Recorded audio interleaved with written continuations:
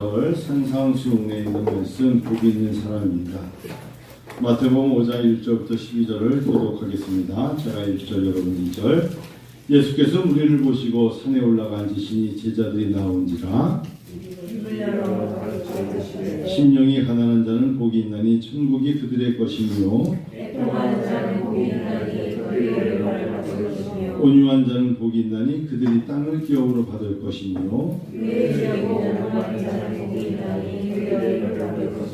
긍휼히 여기는 자는 복이 있나니 긍휼히 여김을 받을 것이며 화평하게 하는 자는 복이 있나니 그들이 하나님의 아들의 일컬음을 받을 것이며 나로 말미암아 너희를 욕하고 박해하고 거짓으로 너희를 거슬러 모든 악한 말을 할 때 너에게 복이 있나니 기뻐하고 즐거워하라. 하늘에서 너희의 상이 큽니다. 너희 전에 있던 선지자들도 이같이 받게 하였느니라. 아멘. 스승의 주일 오후 예배입니다. 대부분의 사람들이 스승의 날에 어떤 글을 썼는가 스승의 편지라는 것을 보니까 제일 많이 드러나는 대목이 스승의 은혜 감사드립니다. 이게 제일 많아요. 두 번째, 사랑으로 이끌어주심 감사드립니다. 저희들을 바른 길로 인도해 주심 감사드립니다. 가르쳐 주심이 새롭습니다. 늘 기쁜 마음으로 가르쳐 주심 감사합니다. 학창시절 선생님의 모습이 그립습니다. 부끄럽지 않은 제자가 되겠습니다. 인생의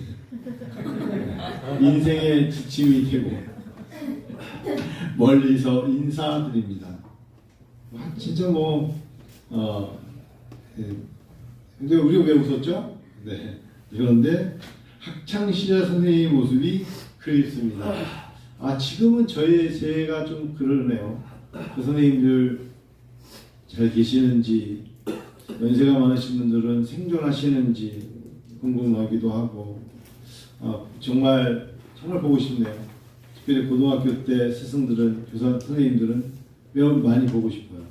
지난번 학교 몇 주년 해가지고 갔더니 선생님이 이제 오른쪽 손을 떠시더라고요. 연세가 많으셔서 보기에도 좀 안쓰럽고 해서 그냥 대충 그러신 거 아닌가 해서 선생님 저 기억하시죠? 했더니 다 기억하시더라고요. 물론 내가 17주년에도 한번 갔었어요. 했더니 너 그 목회는 잘 되냐? 이렇게 물어보시고 굉장히 제 개인적으로는 잘하고 있습니다. 했더니 또 격려도 해주시고 끝나시고 나더니 근데 승도의 중심으로 오늘 그냥 가지 말고 지옥 가지 말고 술 한잔 해야지. 그 사이에 그렇게 하시고 일부러 그러신 것 같기도 하고. 그렇습니다. 그립습니다. 여러분, 저의 과제입니다. 존경스러운 목사는 될 수 있어도 사랑스러운 목사 되는 거 매우 어렵습니다. 그리움의 대상이 된다는 거 매우 어렵습니다. 존경스럽다는 건 그 사람이 글을 쓰고 좋은 책을 내고 그만한 명성이 있으면 존경할 수 있습니다. 사랑스러운 사람이 되고 사랑스러운 교사가 되고 사랑스러운 목사가 되는 건 매우 어렵습니다. 그 배경에는 정말 성도들을 사랑해야 합니다. 성도들을 섬겨야 되고 마음의 깊은 곳에서 눈치가 아니고요. 그러니까 진심이어야 됩니다. 하나님 앞에 약해야 되고 사람 앞에 강해야 되는 게 목회자의 모토입니다. 사람 앞에서는 당당해야 합니다. 때로는 아닌 건 아니라고 그러고 사람의 비율을 맞추는 목회자들이 사실 목회가 성장하기 쉽습니다. 사람 비율 잘 맞추면 사람들이 교회 일을 즐거워하거든요. 흔히 교회 일이 재미있다고 합니다. 교회 일은 재밌습니다. 거기에 영적인 것이 불어 넣어주기 때문에 조금만 열심히 해도 칭찬해주면 교회 일에 목숨을 거는 게 인간의 심리입니다. 근데 정말 좋은 목회자는 사람의 비율을 맞추지 말고 하나님의 비율을 맞춰야 되고요. 사람에게는 강해야 합니다. 하나님 앞에 약해야 되고 사람 앞에서는 강해야 됩니다. 그런 교회와 그런 목회가 먼 훗날 교훈이 있고 은혜를 나눌 수 있습니다. 이게 반대가 되면 하나님의 마음은 간대없고 사람들만 중요시 여기면 인본주의가 됩니다. 하나님은 많은 시간에 성경을 보면 우리가 알지 못하는 사이에 개입을 하십니다. 다윗이 사울의 쫓김을 당하여 피하여 도망칠 때 다윗은 모르고 도망가고 있지만 하나님은 사울을 야단칩니다. 그래서 사울을 경고하십니다. 다윗은 모릅니다.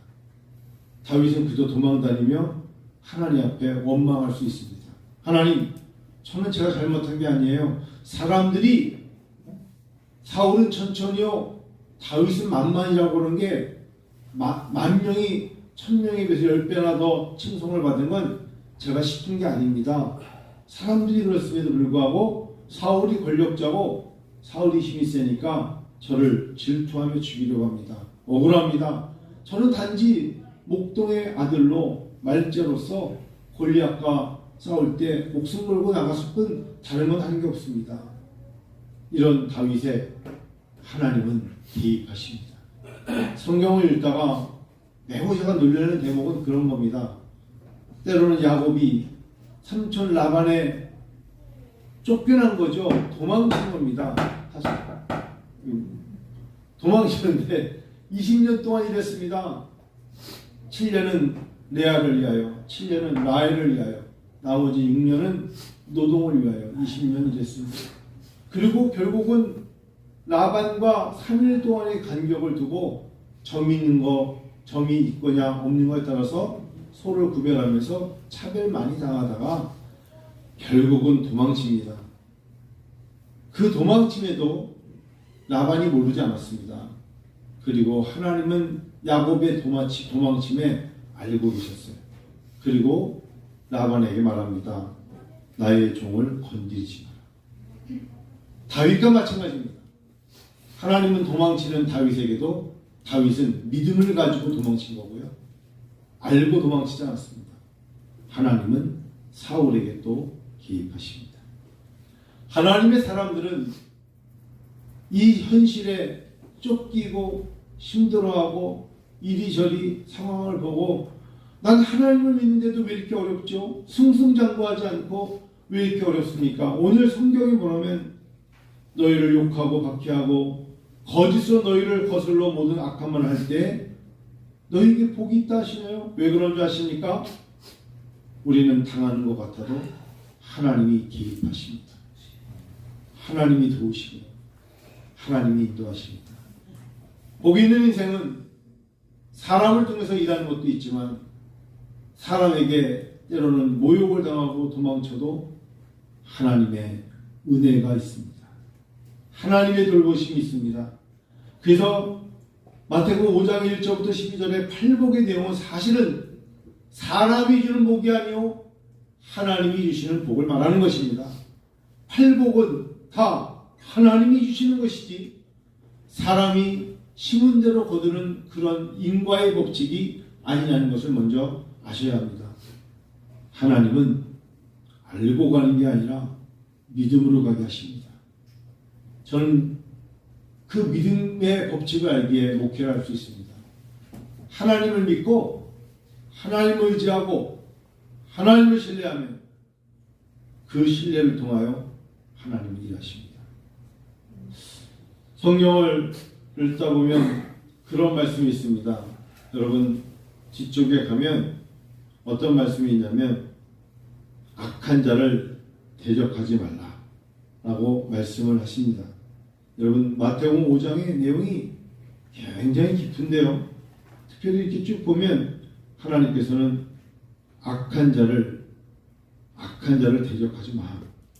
39절에 나는 너에게 이르노니 악한 자를 대적하지 말라 합니다. 마음 같아서는 악한 자를 대적하기 위해서 온 힘을 다 쓰고 싶을 때가 있습니다. 그게 정의인 줄 알고 악한 자야!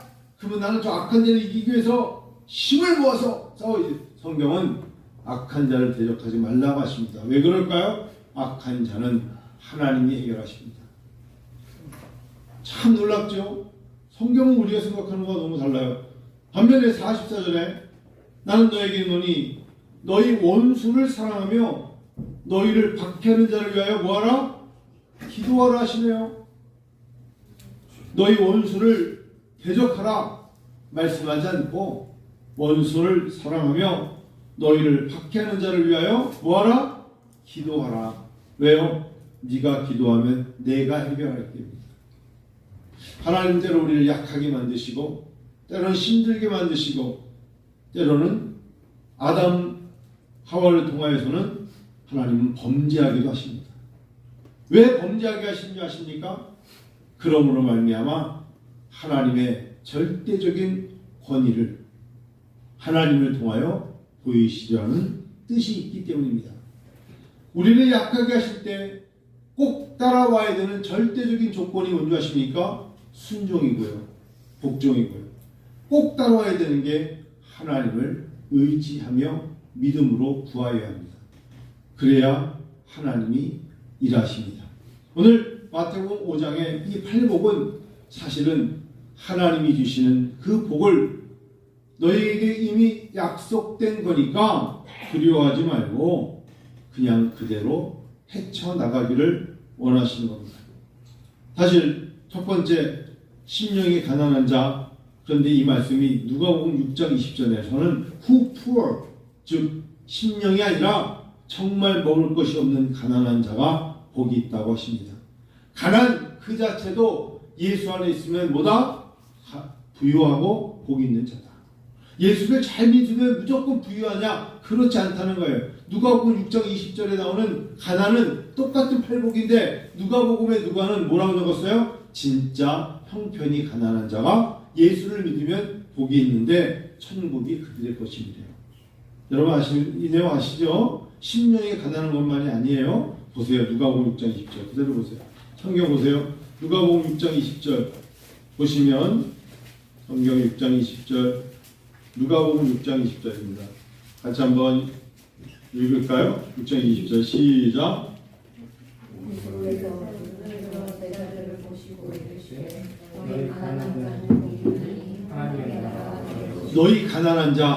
너희 가난한 자는 복이 있나니 하나님 나라가 너희 것이요 그랬어요. 이 가난은 그야말로 진짜 우리가 할 때 가난해 poor person이야 poor people이 할 때 그 가난한 자입니다. 가난한 자가 복이 있는데 하나님의 나라가 저희 것이랍니다. 심령이 가난한 자는 복이 있나니 천국이 그들 것이요. 마태복음 5장의 말씀처럼 누가복음 6장 22절에는 똑같은 산상수를 듣는데 누가는 가난한 자가 복이 있다고 말하는 것입니다. 때로는 우리가 물질이 가난하기 때문에 마음이 가난해질 수 있죠. 여러분 생각해 보세요. 물질이 가난하면 마음이 가난해지고 병이 들면 마음이 가난해집니다. 그럼에도 불구하고 물질로 가난해질 수 있고 육신이 약해서 가난해지는 자에게 믿음으로 강한 자가 될 때 천국이 저희 것입니다. 있습니까? 두 번째, 여러분 어떨 때 애통하십니까? 눈물이 어떨 때 흐릅니까? 하나님 앞에 많이 우는 자가 있죠. 눈물이 나는 자가 있죠. 애통한다는 건 어떤 이유 때문인지 우리가 말을 못해도 애통할 수밖에 없는 상황이 저마다 있다는 겁니다. 부모님 때문에, 부부 때문에, 형제 때문에, 자녀 때문에, 환경 때문에 애통할 수 있다. 애통하는 건 부끄러운 게 아니라 애통함으로 말미암아 복이 많은데 하나님의 위로가 있다. 하나님의 위로가 있다. 왠지 모르게 세상과 비교할 때 내가 힘든 것 때문에 난 너무 힘들어요 하고 애통할 수 있는데 하나님을 믿고 예수 안에 있으면 위로가 온다. 그것이 너에게 뭐다? 복이다. 여러분 왜 기도하시는지 아십니까? 힘들고 어려울 때 하나님 앞에 눈물의 기도를 통하여 위로가 있기 때문입니다. 다음 온유한 자가 복이 있다. 모세의 별명이 뭡니까? 온유한 자 모세입니다. 모세가 어떻게 온유한 자입니까? 히브리 이스라엘이 박해당한 걸 보고 누군가를 발로 차서 죽이고 그것도 모래로 몰래 감춰놓고 그가 광야로 도망친 사람이 모세였다. 근데 사람을 죽일 정도면 굉장히 힘이 있어 보이고 민족이 지도자이기 때문인지 몰라도 모세 그러면 거친 사람이고 모세 그러면 돌판을 들어 던지고 굉장히 과격하다고 할 수 있는 성격의 소유자인데 성경은 모세를 온유한 자라고 합니다. 그래서 여러분 이런 단어는 미크란 이런 단어들은 어떻게 생각해야 되느냐? 제가 말씀드린 것처럼 사람 앞에 물렁물렁 대충대충 그런 사람이 온유한 자가 아니에요. 온유하다는 건 내 주먹 한 주먹이면 날아갈 걸 알면서도 그 마음에 이 맞은 사람이 얼마나 아플까라는 생각을 가질 수 있죠.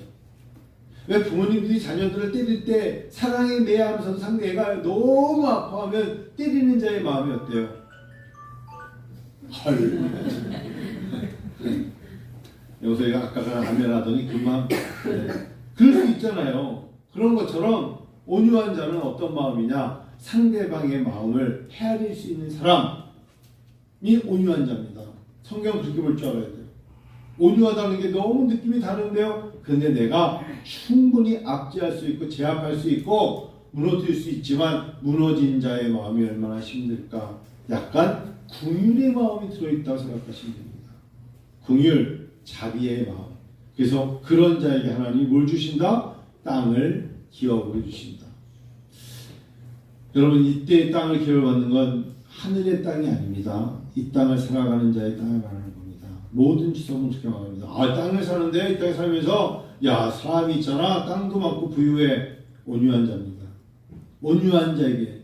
그래서 여러분, 각박하게 하나님이 주시지 않아요. 어떤 분이 엊그저께 저한테 글 하나 보냈는데 11조를 떼어서 하나님께 드린 자가 부유하다는 말은 들었어도 11조를 떼어 먹은 놈이 부유하다는 말은 들어본 적이 없다. 그렇게 글을 써서 보냈어. 그냥 맞는 것 같아. 11조를 떼어서 지가 쓴 사람은 부유한 적이 없는데 똑같이 11조를 떼어서 하나님께 드린 자는 복이 있다더라. 여러분, 온유하다는 게 다양하게 해석이 되는데 하나님 앞에서의 모습입니다. 다음, 의에 줄이고 목마른 자는 복이 있다. 이때 의는 뭡니까? 하나님 앞에 제 용서를 받은 이신칭의의 하나님 앞에서의 의를 말하는 겁니다. 예수를 믿는 의. 예수를 믿으면 하나님은 부유하게 하십니다. 예수를 믿으면. 여러분, 이 땅을 살아가면서 죄인은 우리는 다 죄인이에요. 로마서 3장에 의인은 없나니 하나도 없다 했어요. 의롭게 살려고 노력하는 자들만 있지 너는 아예 의인이야 이렇게 지칭받은 사람은 아예 없어요. 의롭게 살려고 몸부림을 치는 자에게 의에 줄이고 목마른 자가 복이 있다. 하나님의 영광을 위해서 열심히 믿고 신앙생활 열심히 하려고 그러고 열심을 품으려고 할 때 하나님은 그에게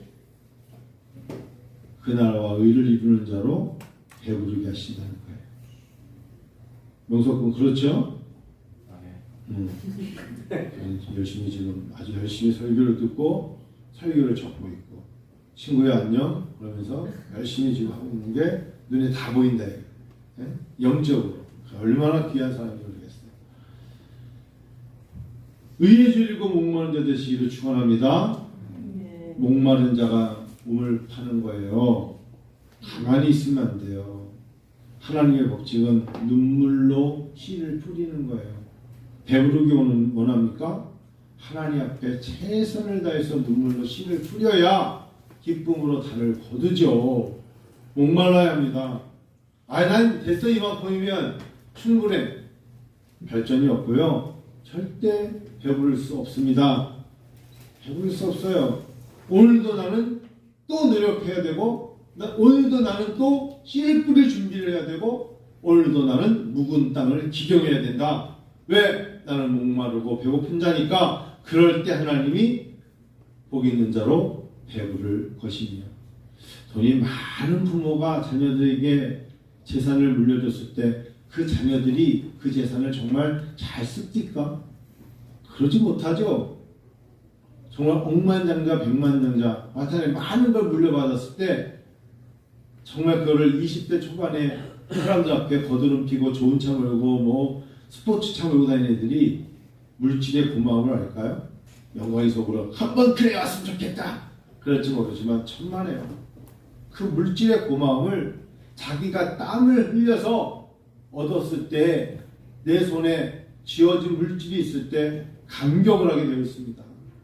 참 놀라운 법칙이에요. 놀라운 법칙이에요. 의에 줄이고 목이 말라야 합니다.